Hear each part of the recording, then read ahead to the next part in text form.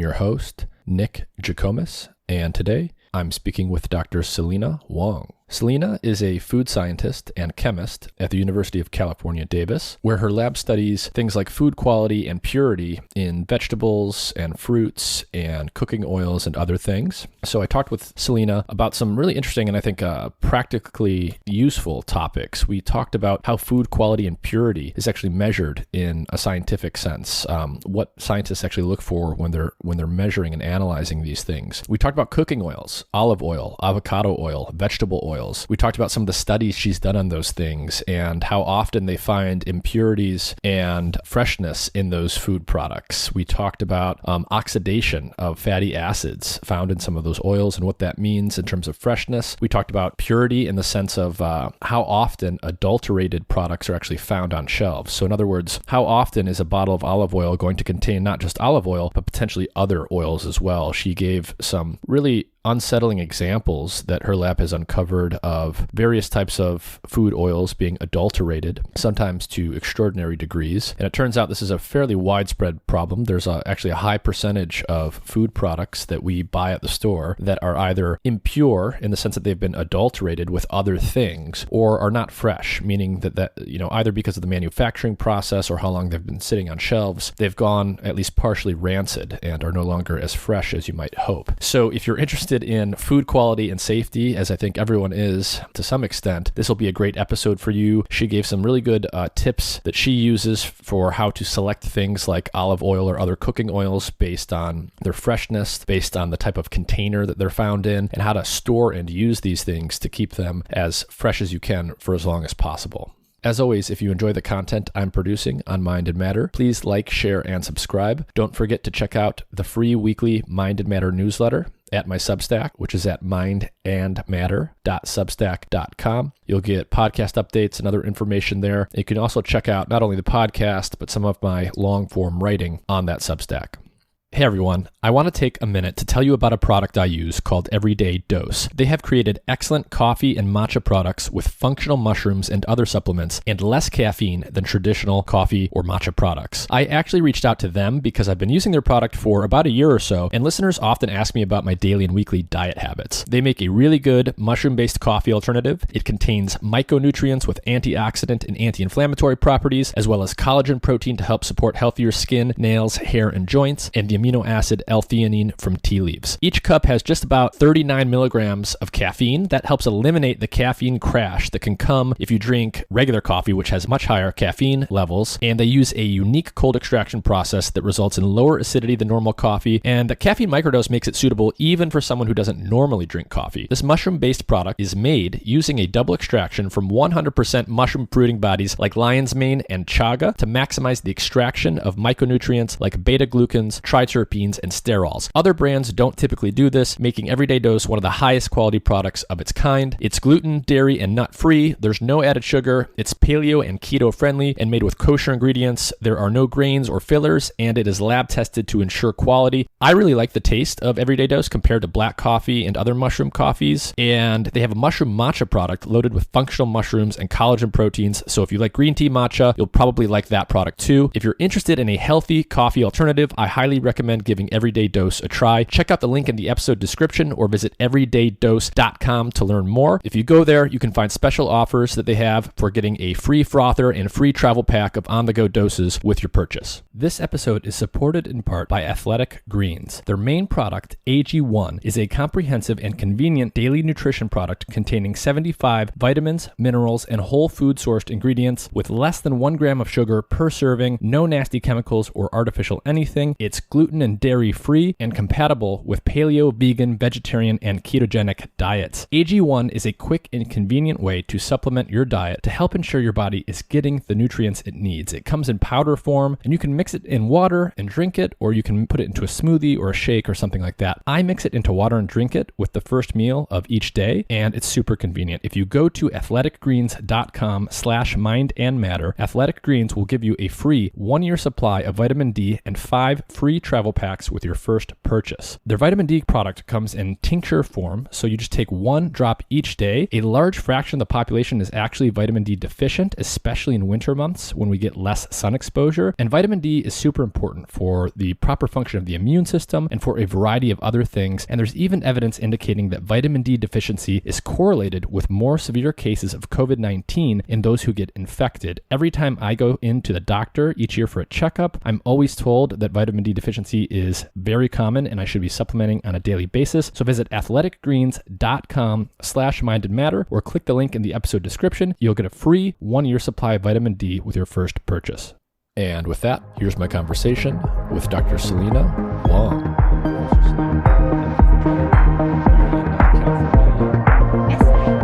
And can you tell everyone a little bit about what kind of scientist you are and what your lab studies? Sure. I guess depending on when we're talking about. So I actually came to University of California in Davis for graduate school, and I study in the chemistry department doing physical organic chemistry work, and which is just another way to say that is using computational modeling to understand reaction mechanisms. And I loved it. I did that for 5 years. And towards the end of my PhD career, I started to think about what I want to do as a career. And a lot of people that was studying some similar to what I was doing would end up in a pharmaceutical company, can study drug designs and other things. But somehow I always loved food, and I wanted to connect my knowledge and my passion together. So I decided to do a postdoc at the same university and in a different department this time, at Department of Food Science and Technology, which I didn't know even existed when I was an undergrad, because not every university has such department. But luckily, UC Davis has one of the best ones in the world. So I basically started learning all about food science, food chemistry. And at that time, it just so happened California started investing olive crops for oil production. And given our university is big on agriculture, and there was a need to support this kind of work. And so they looked at me, they say, "You're a chemist, right?" And I say, "Yes." And they said, "Great, you can study olive oil." And they didn't know that I was a physical organic chemist, not exactly an analytical chemist, which is what they were thinking of. Mm-hmm. But one can learn. So basically, we started learning how to study oil quality and purity, and that was in 2008. And that basically changed the trajectory of my research interests and career pathway, because started as a physical organic chemist who studied very fundamental science to basically transitioning to more of an analytical chemist, study very, very practical and applied work. And so several years later, I now is a faculty in the same department that I moved to. So that's all to say, I never left UC Davis after I came here for graduate school. I just moved to a different department. But what I'm doing now is far from away from what I did for my PhD. So you basically you started out as a hardcore basic scientist, physical chemist, and through the path that you took, you became a food scientist using analytical chemistry and techniques from chemistry to actually understand food and food quality and things like this. Yeah. And what exactly is food quality and how is it measured? That is a great question. Of course, it really depending on the crop, so the particular food we're talking about, right? And also depending on where you are, right? Because depending on what you can afford, that's also something to take into consideration, right? And so it's hard to say these are the standard parameters that we look for all the food, because it really depends on what we're talking about, right? So if we go back to the olive oil example, when we started, we look at parameters that for quality, it's oxidation, right? Oxidation, because oil is mostly fats, and fats are they're going to oxidize just with time, right? So obviously there are factors such as light or temperature that will speed up the oxidation process, but it will just happen with time, even if you store it properly. So oxidation is something that we know that it will deteriorate this product, right? So for olive oil, for example, that would be a quality parameters. Now with other foods, let's say tomatoes, for example, tomatoes, people want freshness, people want sweet, people want nice texture. So in those cases, organic acids or sugars may be part of the quality parameter. So it really depending on what consumers are looking for. And also keeping in mind what makes sense, right? We don't want to generate so much food waste because we set the bar of quality at a certain level, and that is sometimes unnecessary. I see. So when we think about food being fresh or food going bad, at a very basic level, what that means is chemistry has taken place. The chemicals that are inside of a food, whether it's olive oil or anything else, they've been changed in some way. And the way they change is going to depend on the food and the environment that it's embedded in. So you said in the case of olive oils and probably other similar oils, a really good measure of whether or not it's fresh or it's gone bad is oxidation, because these oils are prone to being oxidized. And so what causes this oxidation to happen? Is it the presence of oxygen? Is it heat? And, why does it matter? Does it change the taste of the food? Is it purely like an aesthetic thing? Or does it also change other aspects of the chemistry in ways that can impact human health? Yeah, so oil is mostly made of triacylglycerols. So when oxidations occurred, these triacylglycerols will start breaking down, and then they will make compounds like peroxides.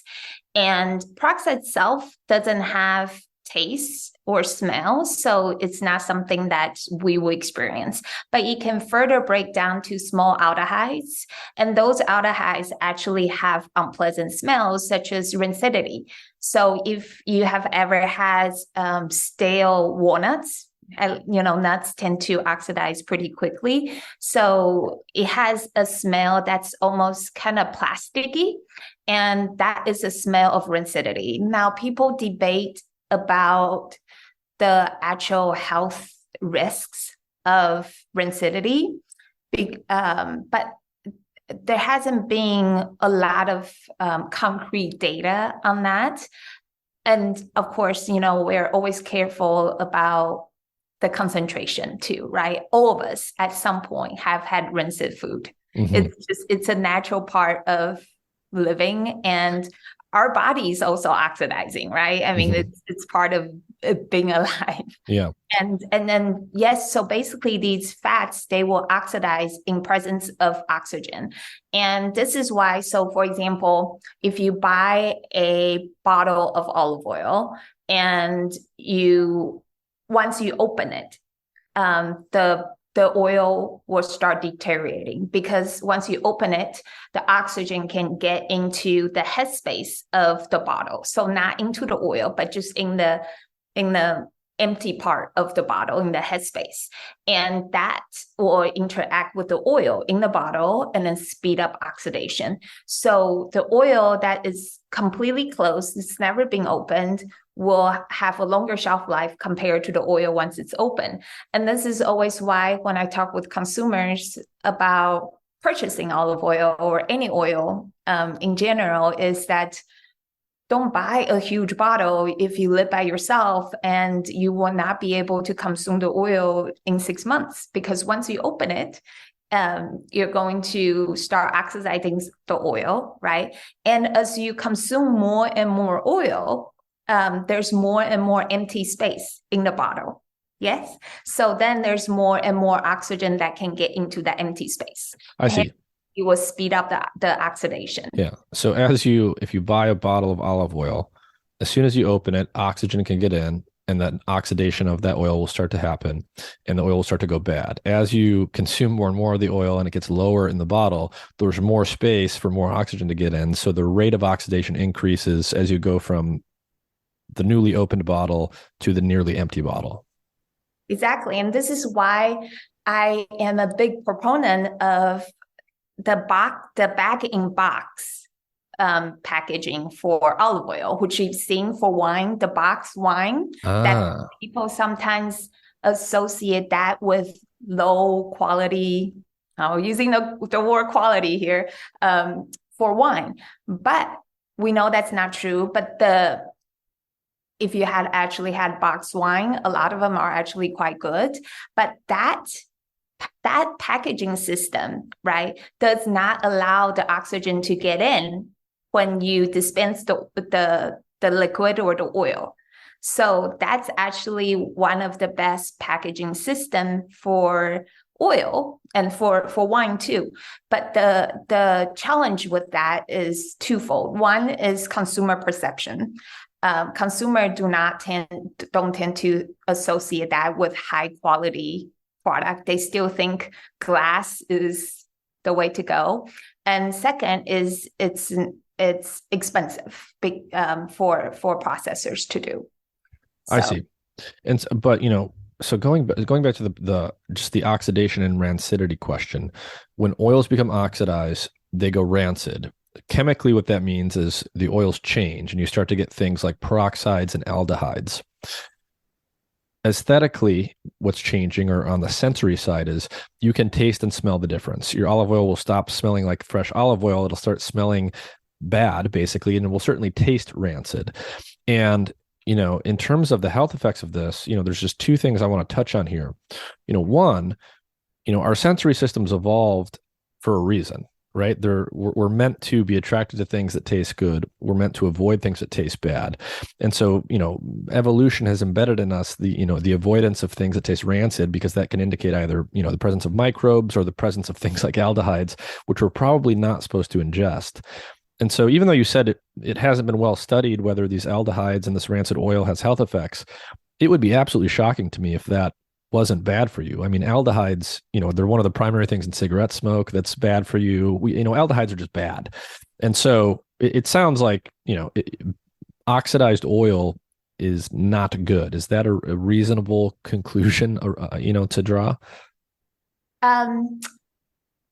I would agree with that, although with the caveat that in a very fresh, very, very high quality extra virgin olive oil, it also has aldehydes, because depending on what aldehydes we're talking about, they can actually be very pleasant aroma, such as kind of grassy and green apple, stone fruit, the kind of pleasant, volatile that one will want to experience from a very fresh extra virgin olive oil. I see.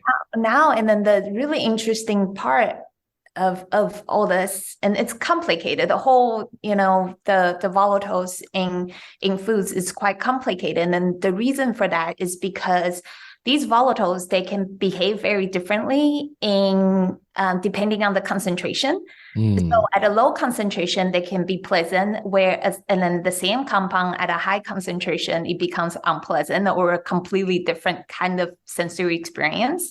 And also depending on the matrix. So if there are in a more oil-based matrix or a more water-based matrix, and then they would have a different smell as well. So I see.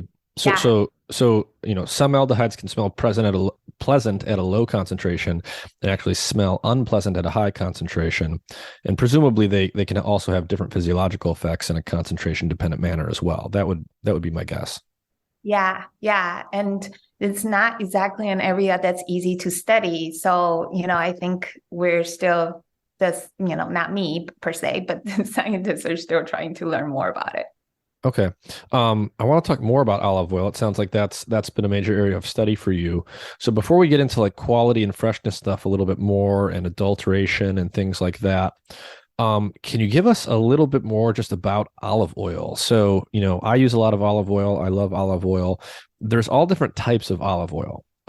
There's extra virgin olive oil. There's filtered and cold pressed olive oil. There's all of these different types, virgin, extra virgin, all of that stuff.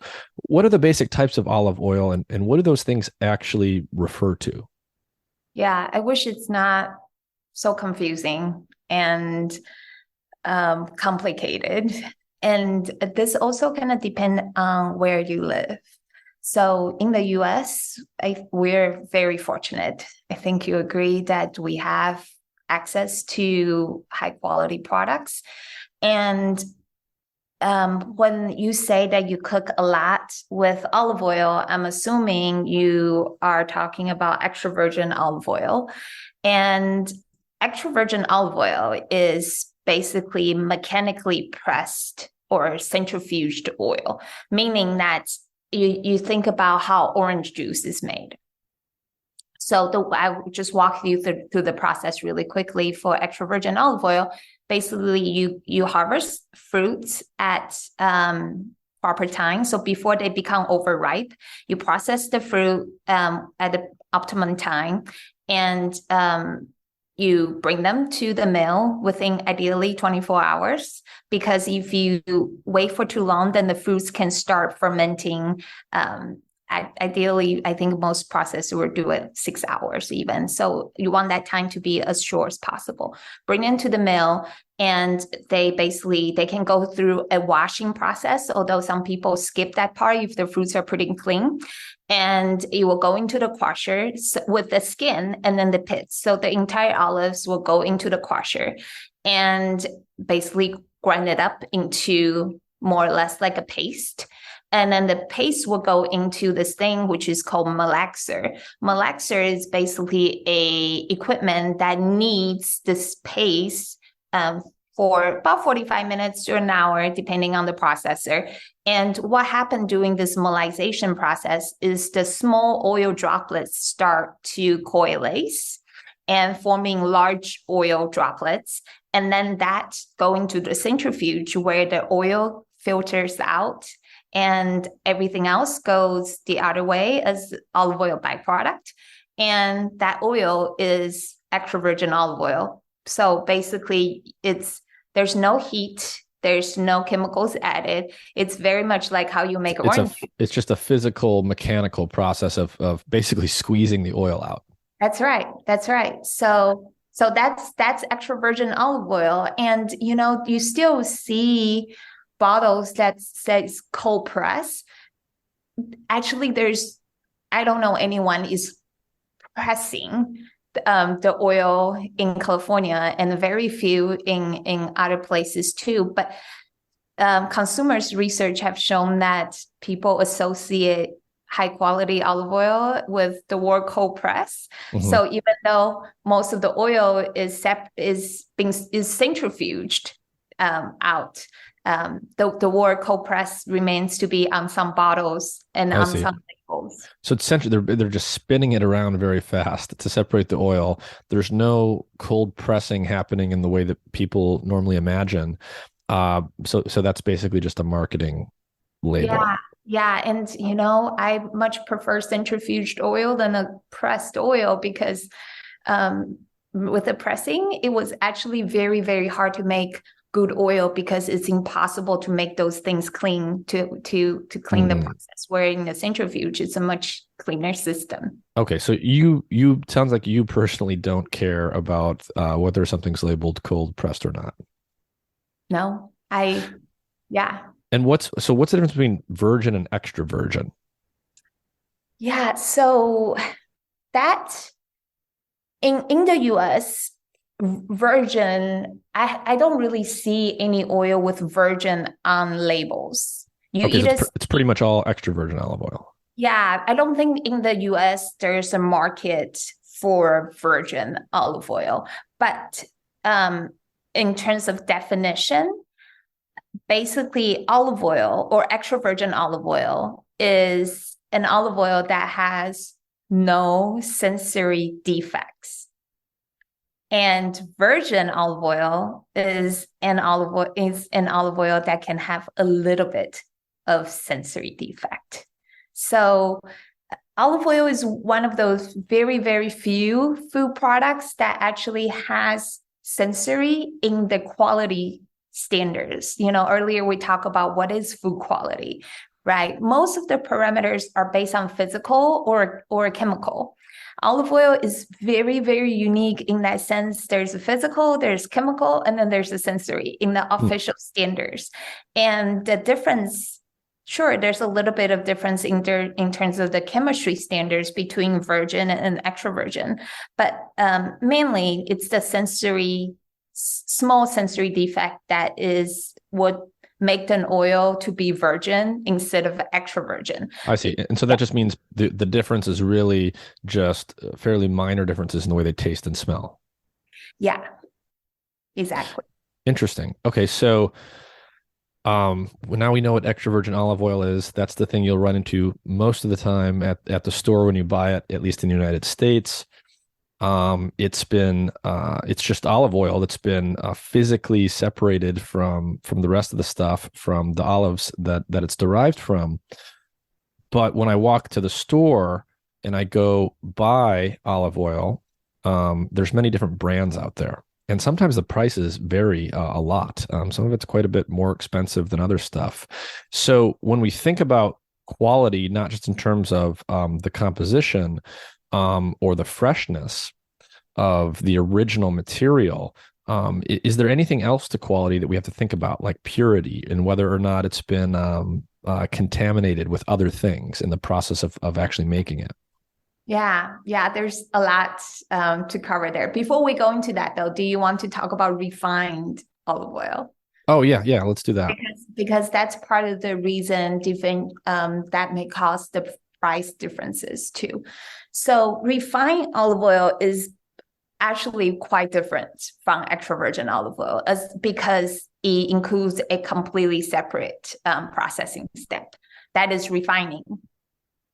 So canola, soybean, vegetable oil, all those oils, without saying on the labels, they're all refined, which is what gives them the light, pale, almost transparent color, right?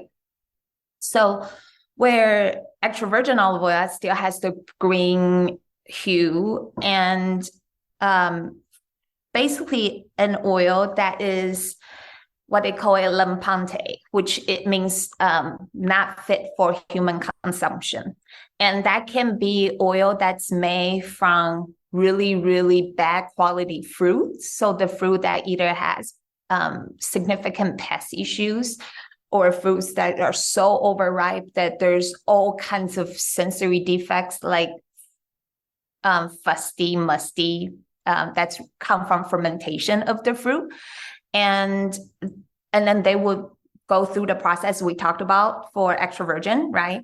And then after that process, they realize this oil is not extra virgin or virgin, so you cannot sell it, right? So you will take this oil to refining, to a refiner. And what happened during refiner is that they would basically use heat and some chemicals to remove all the sensory defects. And they will add something to neutralize the fatty acids in there so that it basically lowers the free fatty acidity, and then it removes all the peroxides that we talked about from oxidation. So basically, the result is a very mild, bland oil, and that is what refined olive oil is. Now, if you go to the supermarket and you buy, in the US anyway, there's pure olive oil, and there's also extra light olive oil. And that is basically consists of most refined olive oil. And then you can tell by their color. I see. So if I'm hearing you correctly, when a food oil or cooking oil, whether it's olive oil or something else, is refined, whether or not it says that on the bottle or not, when it's refined, that basically means it was subjected to additional physical and chemical processing other than the original process we talked about for something like extra virgin olive oil.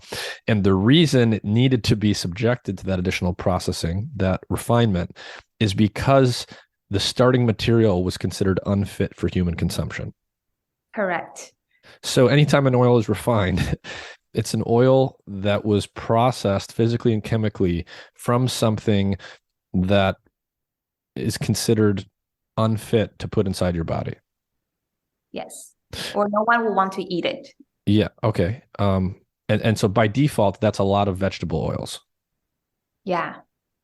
And some olive oil. Yeah. Yeah. So during this process, the negative sensory, the chemical compounds that are responsible for the negative sensory attributes are removed.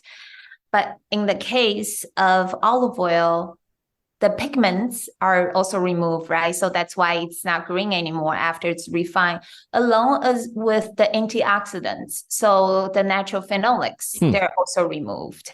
I see. So you're removing bad things as well as good things. Yeah, that's right. And well, so here's the next question I have now. If in the process of refining a cooking oil, you have to subject the starting material to heat and other forms of chemical treatment, wouldn't that inevitably lead to some oxidation of the actual oil that's going to remain in there? So the process for refining has been worked out for a long time. And I think they're able to control the process where it basically very little natural oxidation is going to happen. So I because if you analyze the oil after it's refined, it doesn't have really the oxidation markers that we usually look for. They're not there. So those things have been measured in fresh refined oils, and when you initially crack open the bottle, there's no evidence of oxidized fats in there. Right. I see. Okay, so we did some background on different types of olive oil and some other stuff about other oils. Now let's talk about some of the work that you've done actually looking at olive oils that you've tested for things like purity and freshness out in the wild, so to speak. So I believe you've done some studies where you've gone out and I think purchased some olive oils from different brands and things like that, and looked at whether the olive oil really is olive oil and whether it has the properties that you would expect it to have based on how it's labeled. Can you tell us a little bit about that work? Yeah, so it was in 2008, and that was my postdoc work when I really was just starting to learn about olive oil quality and purity. And at that time, there were scientists who work in Australia that they've been studying this for longer than we have. So we learned how to do some of these chemical analysis from them. And I basically went to supermarkets all over California, and just like any consumer would, stood in front of the aisle, completely feel overwhelmed and confused and don't know what to buy. But in this case, I just bought every single one of them.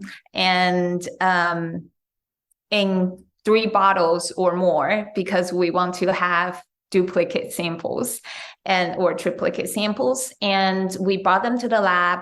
We did quality analysis, which is mostly basically tell us if this oil is fresh or it's oxidized.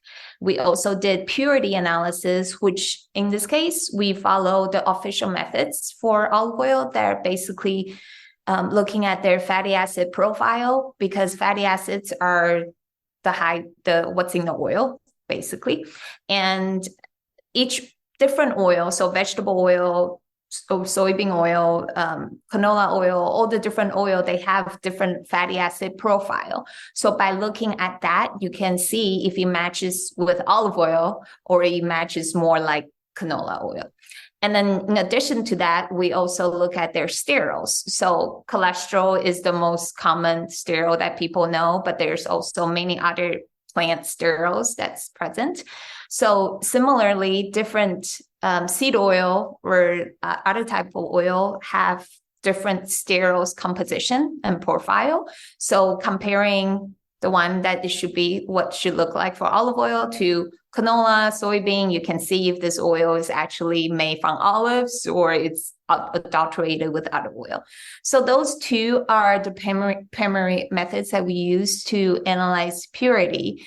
And then we mentioned that sensory is part of the official standards for olive oil.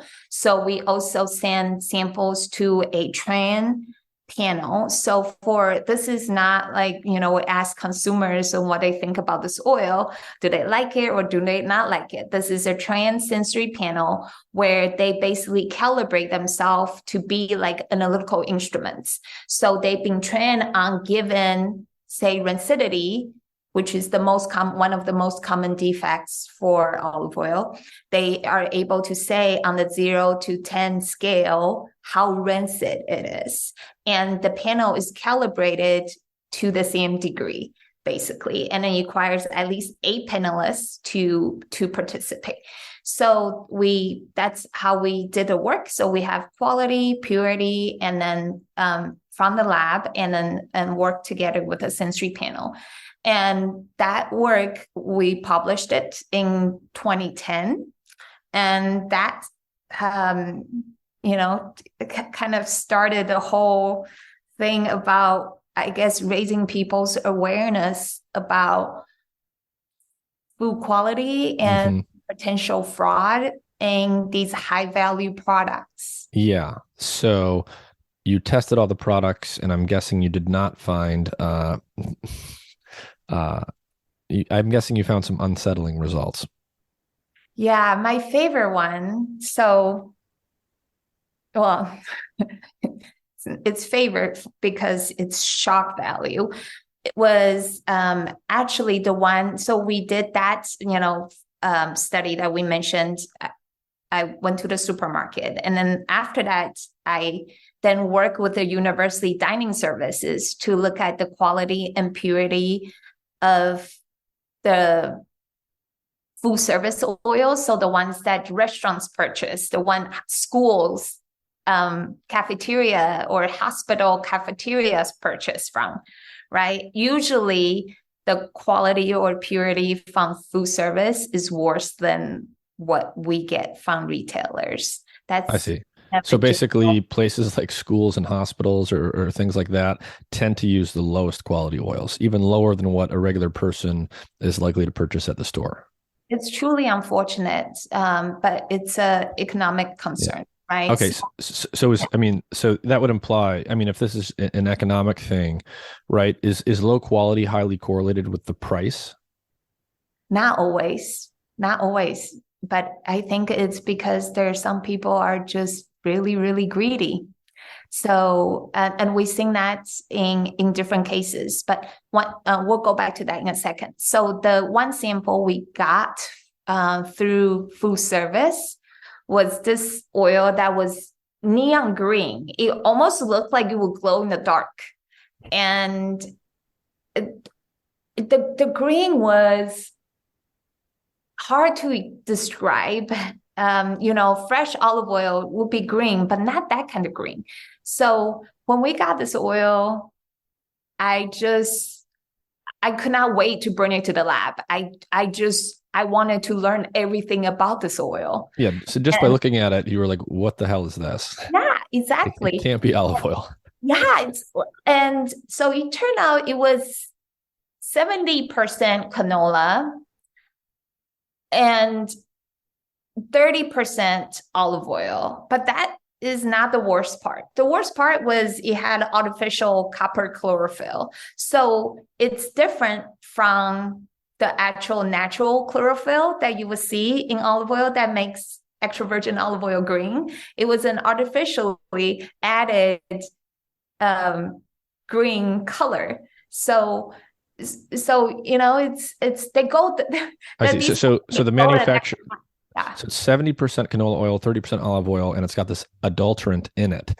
So basically, whoever manufactured this took something that was mostly canola oil, added an artificial version of chlorophyll to make it look green, which turned it into some kind of like Teenage Mutant Ninja Turtle ooze color by your description, and then labeled it and sold it as olive oil. Yeah. Okay. Yeah. Well, I mean, I think we'll get to questions about regulation later, but give us so I mean, that's one striking example. Can you give us some statistics here? So how many different types of olive oil did you look at in the study? What percentage of them had a significant level of impurity? What percentage of them had a significant level of adulterants?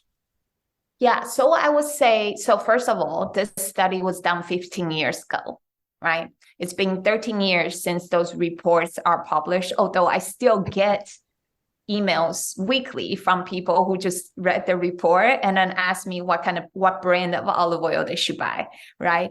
But I would say that the quality and the purity of the olive oil available in the US has increased, has gone up significantly. And actually, it's hard now. So I've been asked if I should repeat a study because I think it's frustrating for some companies that people keep bringing up this study that was done 15 years ago, right? So there's some interest to do basically revisit and see if we will get the same results. My sense is not, we will not. But give us some guideposts here. Like, if you did this study back in 2010, it was published. If 10% of the samples had impurities in them, and we've gotten better from there, that's a very different story than if 60% of the samples in your original study had impurities and we got a little bit better since then. So in the first study, knowing that this is a few years old, what percentage of samples had significant impurities or adulterants added to them? 50%, 80%, 5%?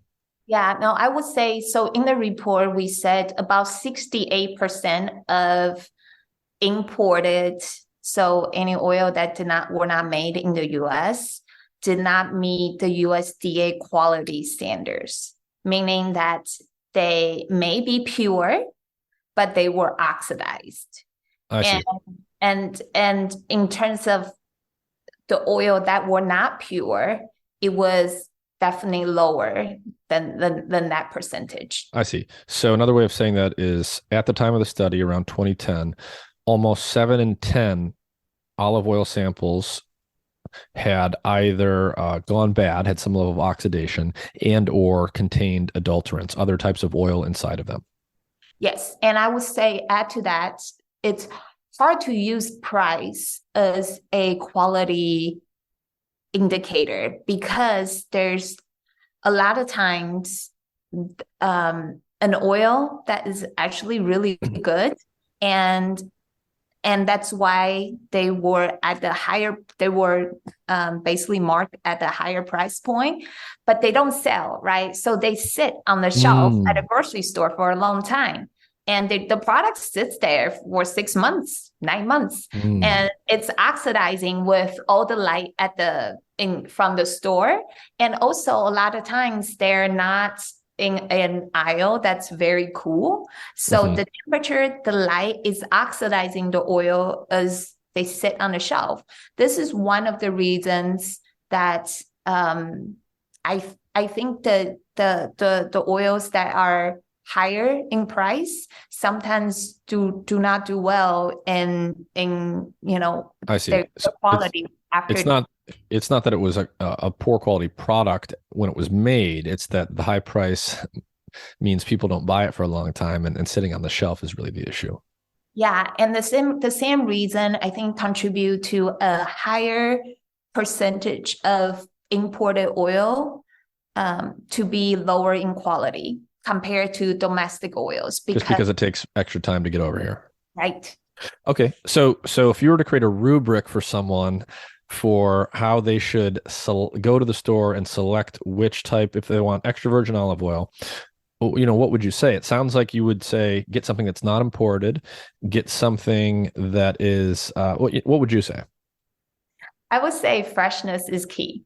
So I would look for an oil that is made in the most recent harvest, right? So if you choose to buy from California, you would look for harvest in we're in June now of 2023. So the most recent harvest will be the fall of 2022. So that would be the most recent harvest. And And is that always printed on the label?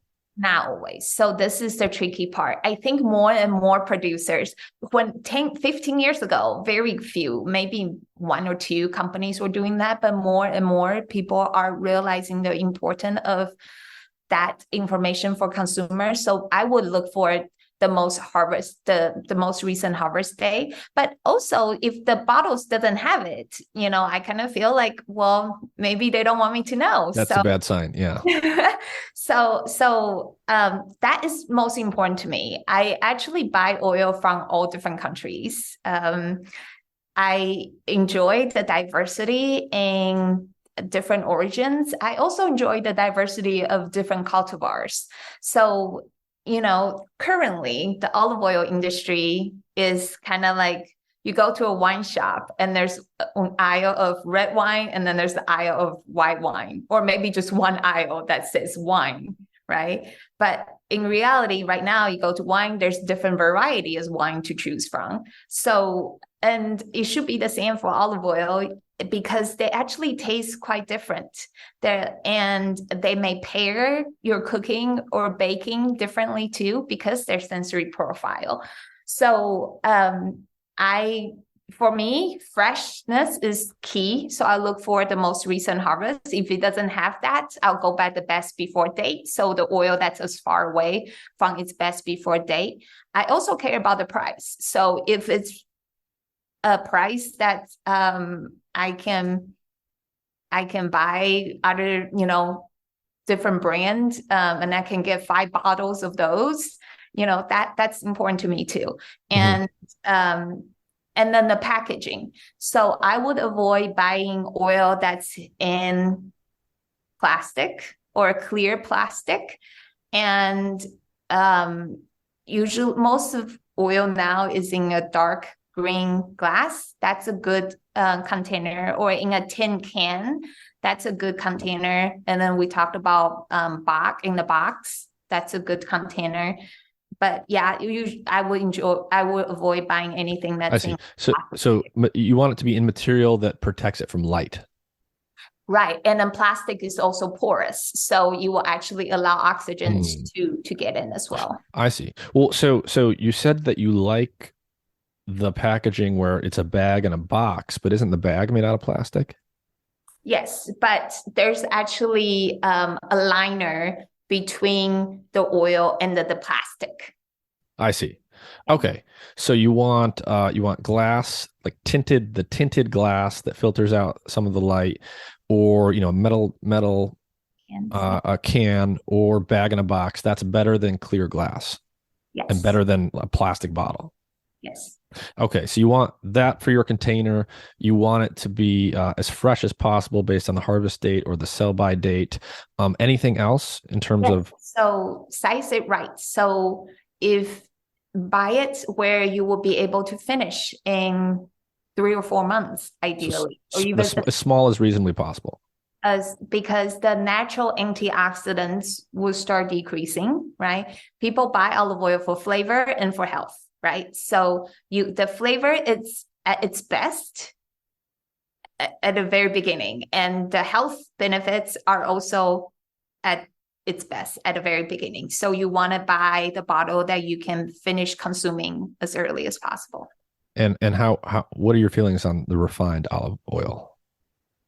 I think there's a place for refined. There, for a while, the price of extra virgin and refined were very similar, and that is a little that was partially due to adulteration and other issues. I think that has improved quite a bit for olive oil. So if refined olive oil is cheaper than extra virgin olive oil, which should be the case, then I think there's a place for refined olive oil as well. It's, at the same time, though, based on what you told me about the refinement process, if the refined olive oil lacks the natural antioxidants that the unrefined olive oil has, wouldn't that mean that it's naturally going to go bad faster? So partially, yes, but also the refined olive oil still has the same fatty acid profile as extra virgin olive oil, which means that it's mostly monounsaturated fat, which is heart healthy, and it doesn't oxidize as fast as polyunsaturated fats. So refined olive oil itself still has a decent shelf life. I see. So olive oil in general, because it's high in monounsaturated fat and low in polyunsaturated fat, has a shelf life that's longer than something that's mostly polyunsaturated fats. Yeah, so like macadamia oil. I see.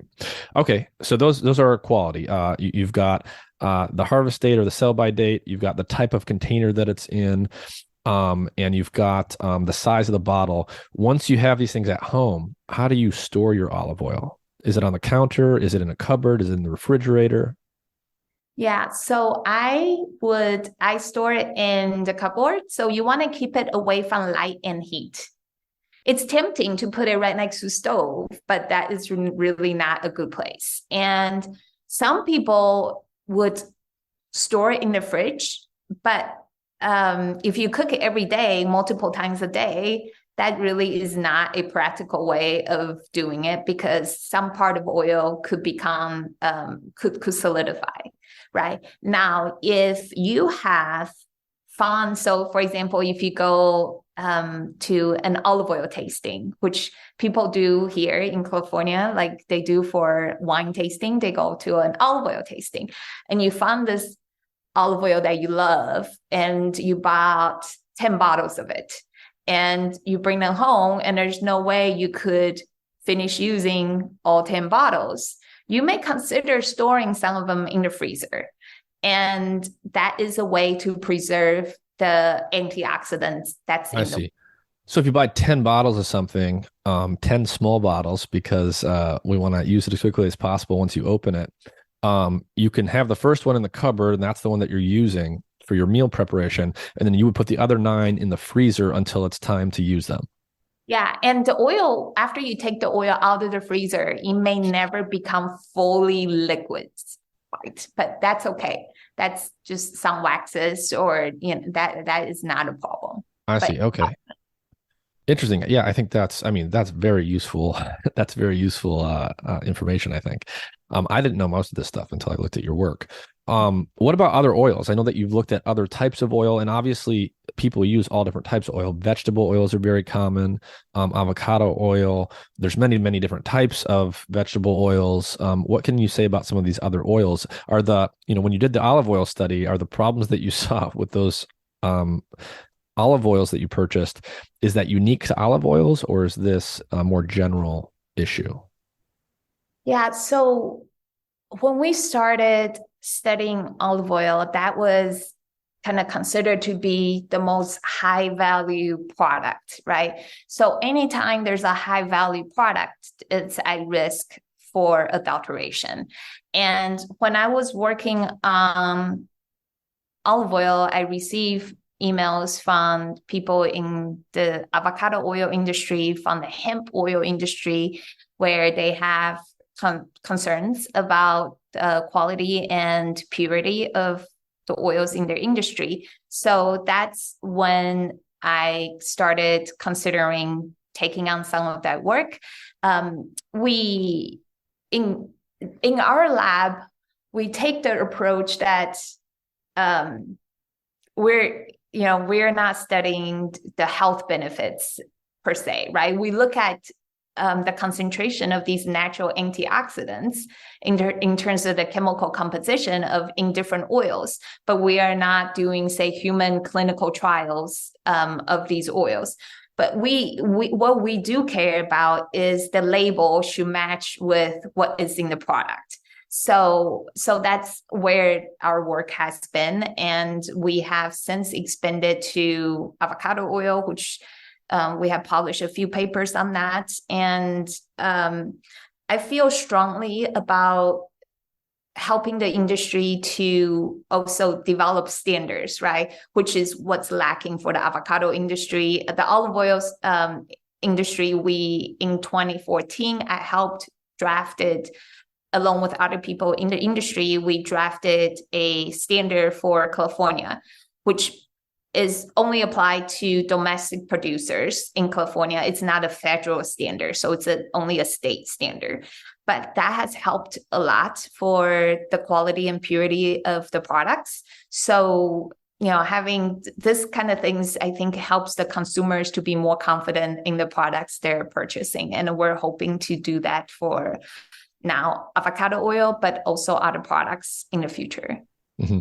And in some of the more recent studies that you've done on avocado oil, what have been the results there in terms of purity and quality?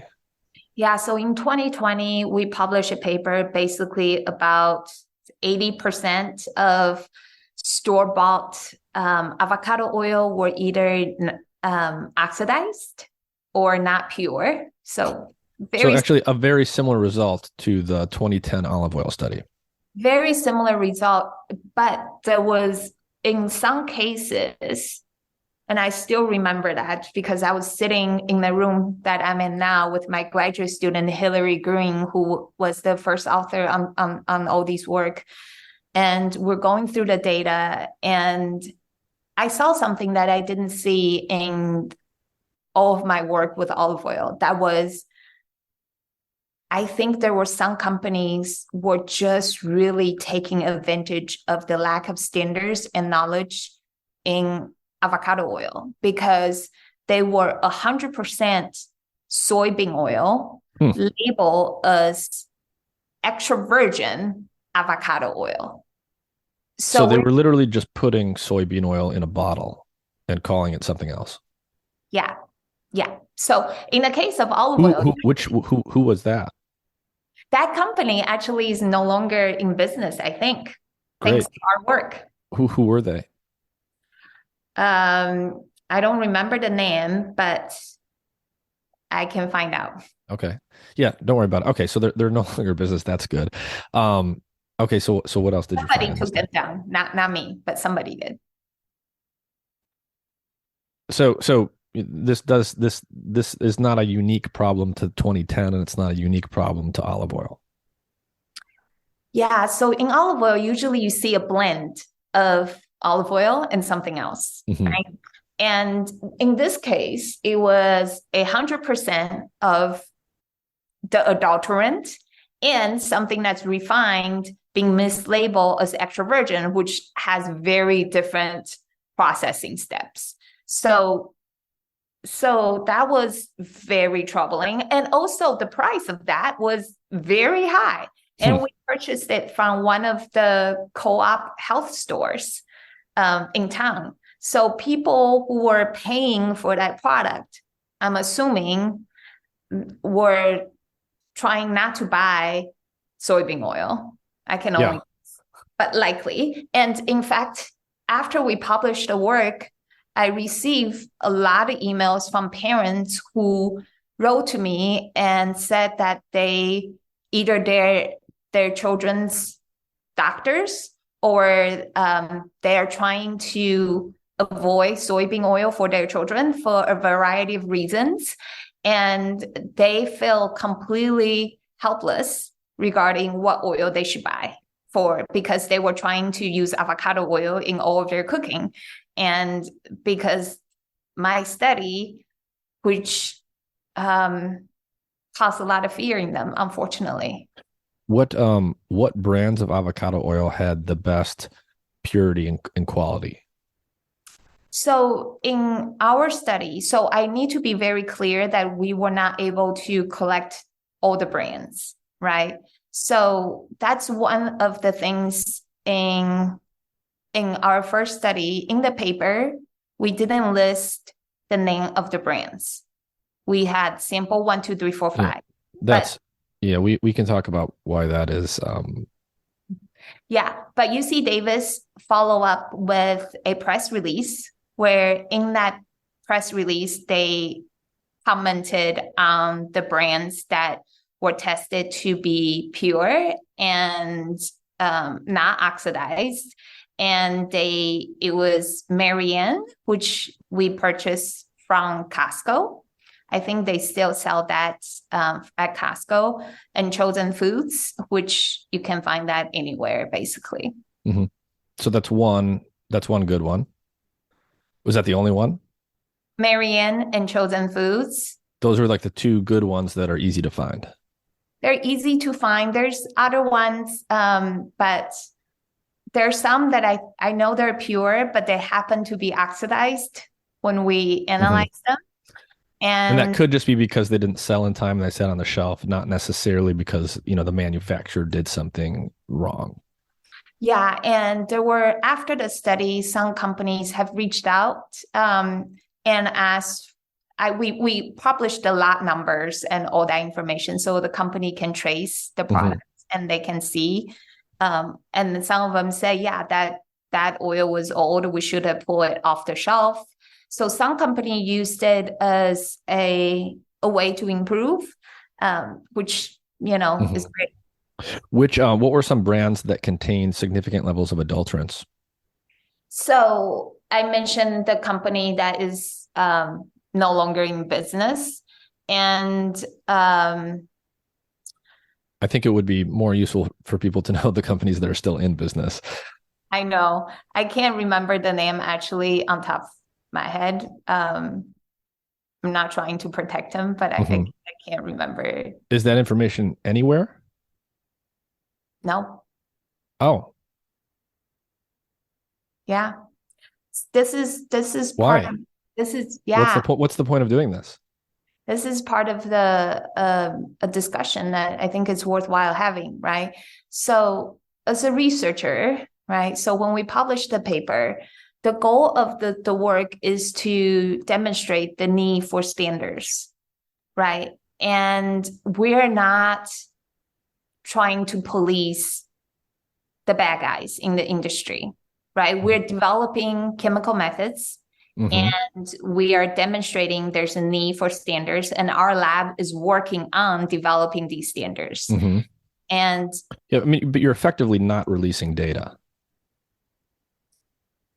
I mean, that's what we're talking about here. So you're not releasing data. What? Yeah. Correct. I mean, how do you square that with your philosophy of science?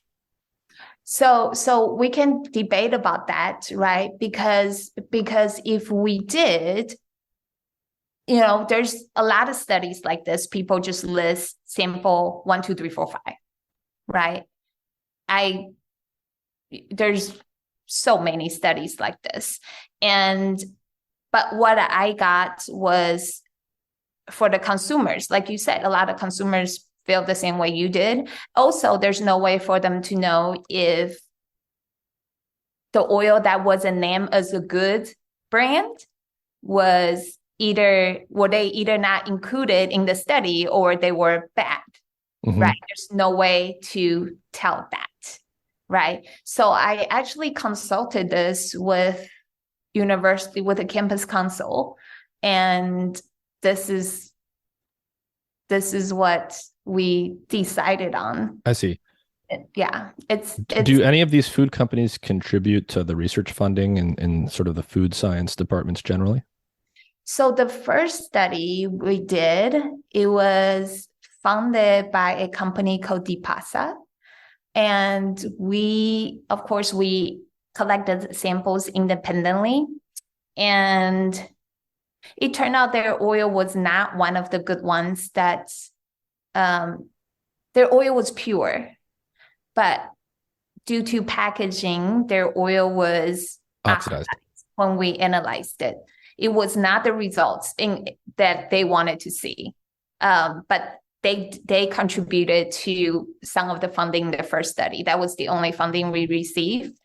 And the second study that we just released most recently, which was a very similar study, but this time we focused on the store brands, because I receive a lot of emails from consumers about what about all the store brands, right? Which they tend to be a little cheaper and a little bit more accessible.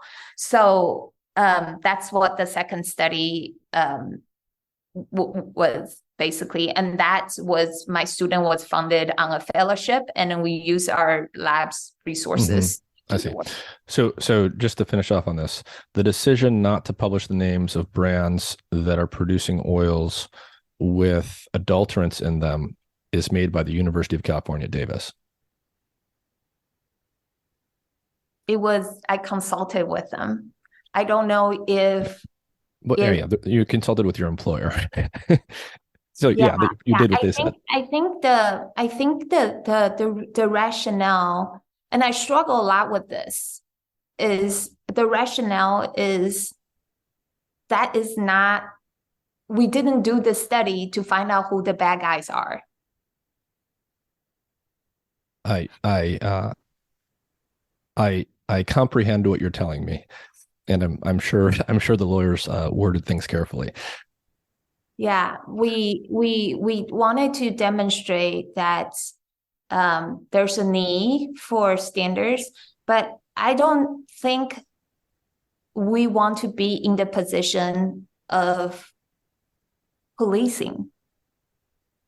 You're not in policing. So police enforce the law. That's what a police officer is. You would simply be publishing your findings, and that's what the process of doing science is.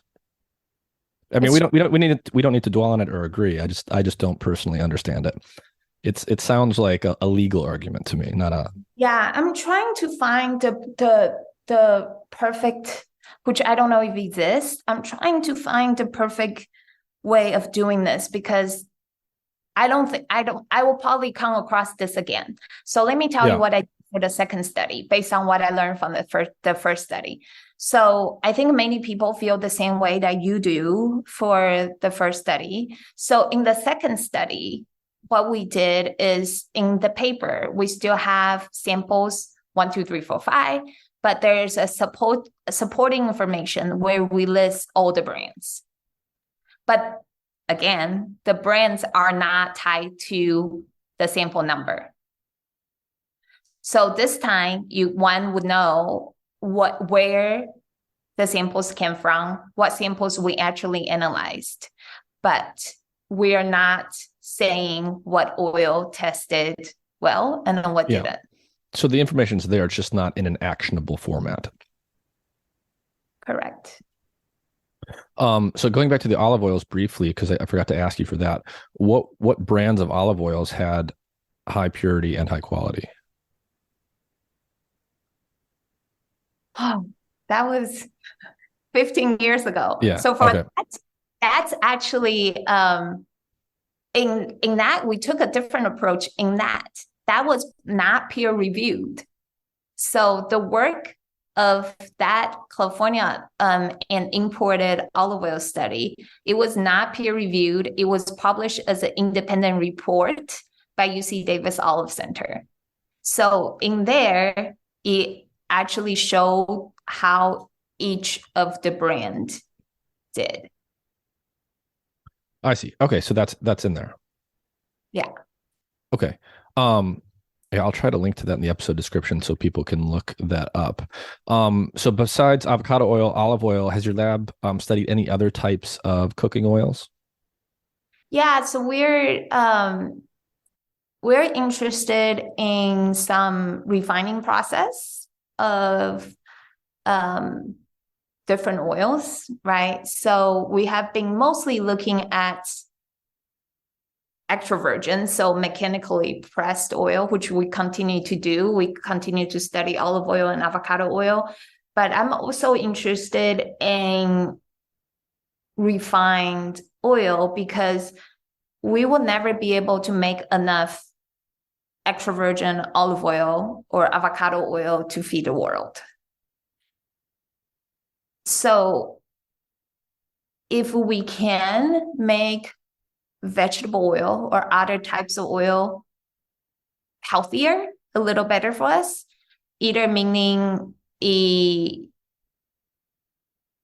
by changing the parameters slightly, by imposing different quality limits or standards, we want to take a look at that, which a lot of people have been studying. Vegetable oil has, and all different kind of oil has been studied quite a lot in the US and outside the US, but that is an area that we're also thinking of. But so that's one area. We're also focused a lot of our work currently on the byproduct. So the byproduct from making olive oil, and there's a significant amount of antioxidants that's in the byproduct that is not in the oil that we get to enjoy. So we want to find some valuable use in that. So there's a lot of work on that. And besides cooking oils, does your lab look at other types of foods? Yeah, we look at almonds, pistachios, walnuts, because naturally those foods are also high in lipids. So that was kind of an easy transition for us. But my job actually is to cover all the crops in California.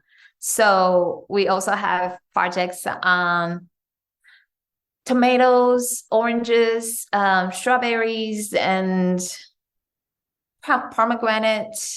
I'm sure I'm forgetting a bunch of things, but basically every crop that is we have in California. I mean, is there any results that you can share with us that might be interesting to listeners around, the purity or quality of those types of foods? For walnuts, so walnuts is one of those crops that suffer oxidation pretty commonly.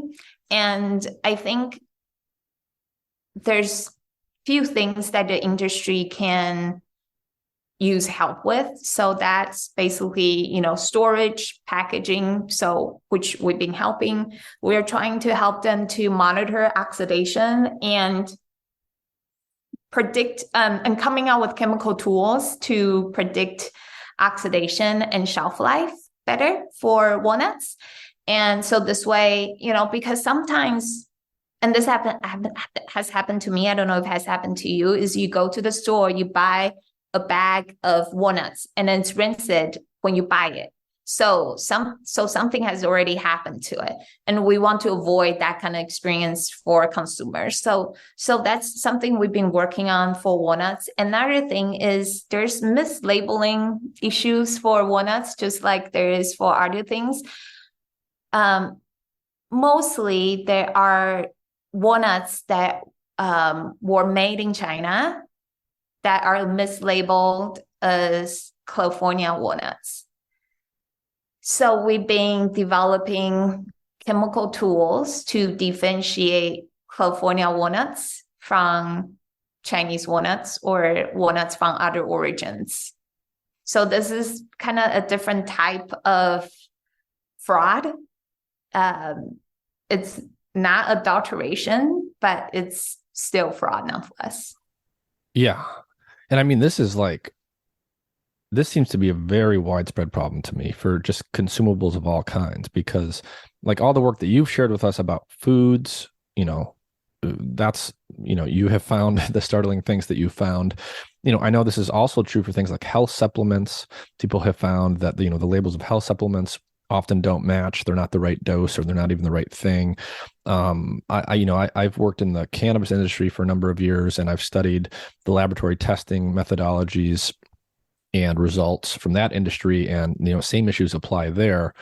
And so, I mean, if I remember correctly, when we were talking about the olive oil stuff, I think you said that a very large percentage of the oils that you tested didn't meet the standards that were already in place. And I understand you're trying to make new standards, but you can have as many standards and as rigorous a standards as you want.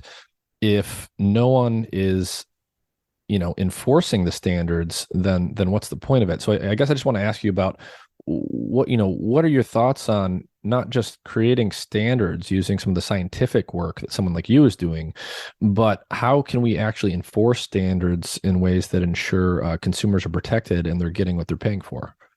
Yeah, 100%. And sometimes I get very frustrated. In the case of olive oil, there are standards. There were standards before we started doing the work. The difference of California standard is it's mandatory. So the producers has to send their sample out to a third-party lab and get the lab results.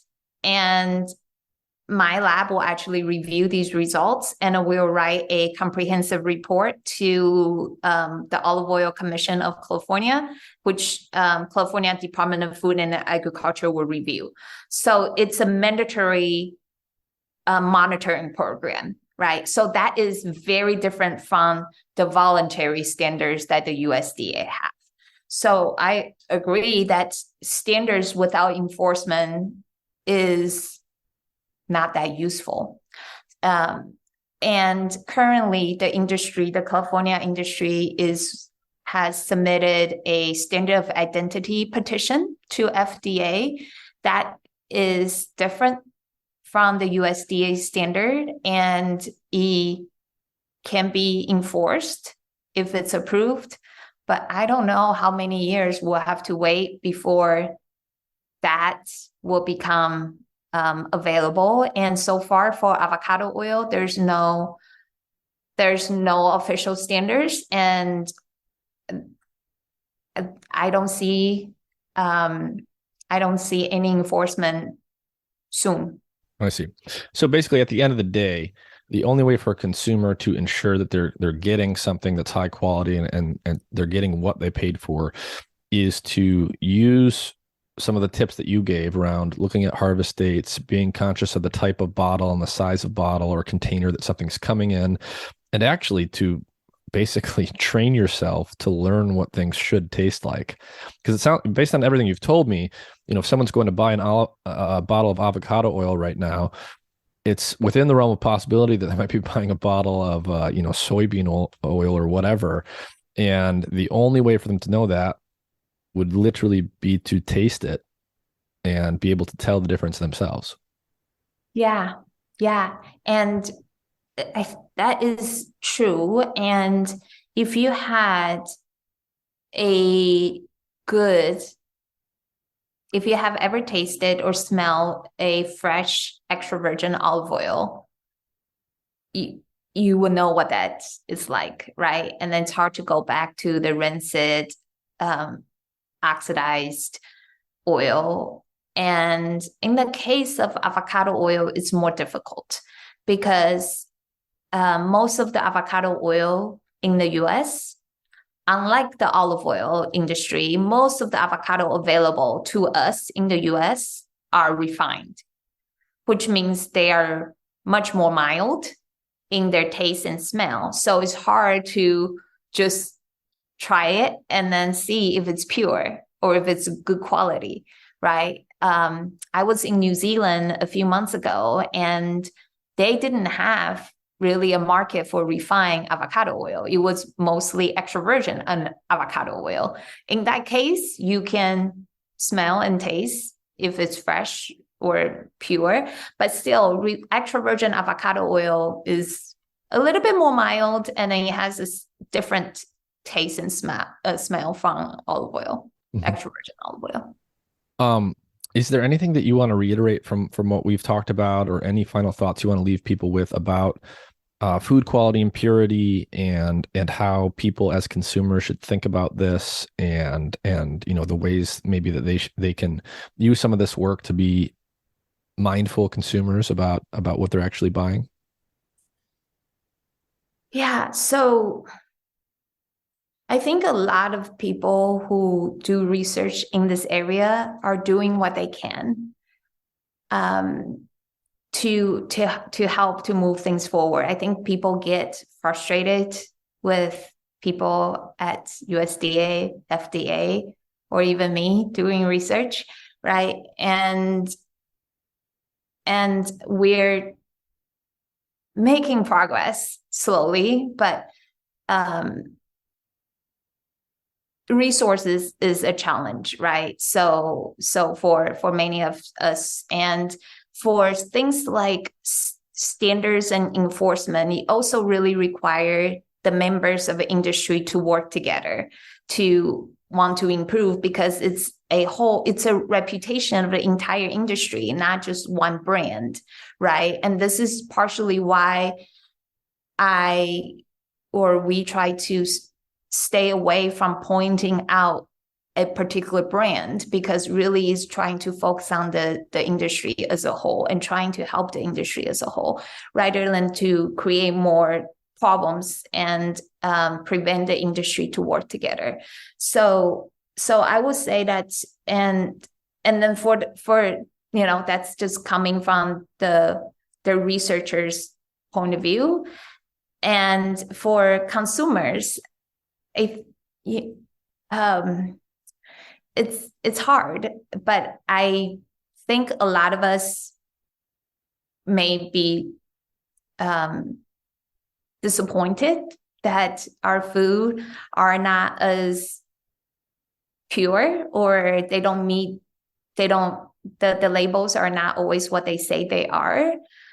But I think, given the work that I have been doing, the 15 years, the people I have talked to, and we're moving in a more positive direction. The technologies are improving, so there will be able to help to detect quality and purity in a faster, better, and cheaper way, because that's one of the reasons why we cannot, or USDA cannot, test every single lot of product that's coming to the US, right? Because the testing is expensive and it takes time.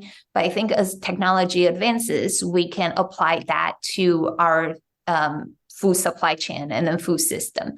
So it's a big problem, but I think, putting more technology in this area, and which is where now people, at least, people care more about their food, where it's coming from, and the quality and the purity and authenticity of that, more than people had before, right? So that's, I'm optimistic about this, even though, I do see things like what we have studied. All right, Dr. Selina Wang, thank you for your time. Thank you.